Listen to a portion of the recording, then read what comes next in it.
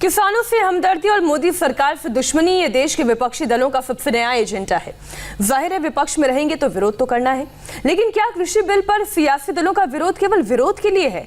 ऐसा हम इसलिए कह रहे हैं कि सत्ता में आते ही विपक्षी नेताओं के सुर बदल जाते हैं। कैसे, देखिए इस रिपोर्ट में। किसानों के नाम पर प्रधानमंत्री नरेंद्र मोदी को घेर रही विपक्षी पार्टियां और इनके नेता कल तक ओपन मार्केट के सपोर्टर थे, लेकिन अब जब कानून बन गया तो ये विरोध में है।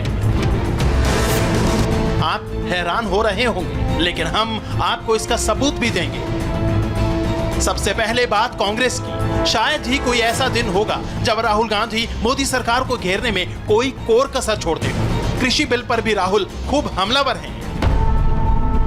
लेकिन हैरान करने वाली बात यह है कि राहुल का कृषि बिल पर स्टैंड बेहद चौंकाने वाला है।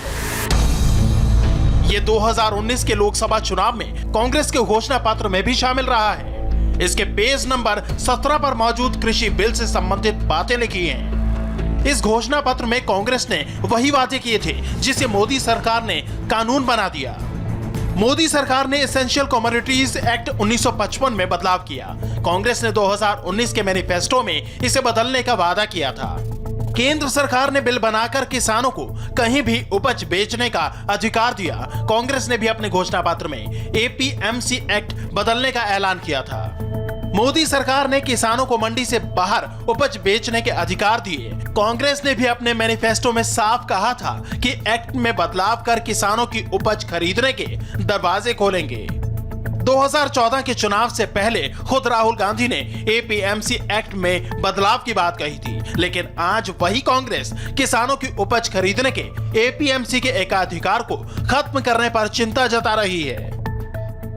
अभी एपीएमसी के एक्ट में स्टेट्स के अंदर जो लिस्ट है उसके अंदर फ्रूट्स और वेजिटेबल्स भी शामिल हैं, तो इसलिए बगैर लाइसेंस के और बगैर आढ़तियों के और बगैर एपीएमसी मार्केट्स के उसको बाहर नहीं बेचा जा सकता।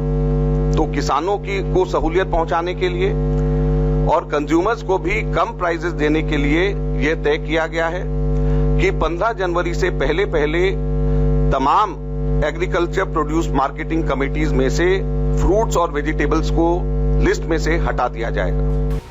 कांग्रेस के इसी दोहरे रवैये पर बीजेपी सवाल खड़े कर रही है। बीजेपी की ओर से केंद्रीय मंत्री रविशंकर प्रसाद ने जोरदार पलटवार किया।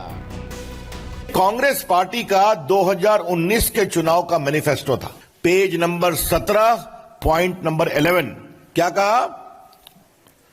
Congress will repeal the Agriculture Produce Market Committee Act and make trade in agriculture produce, including exports and interstate trade, free from all restriction.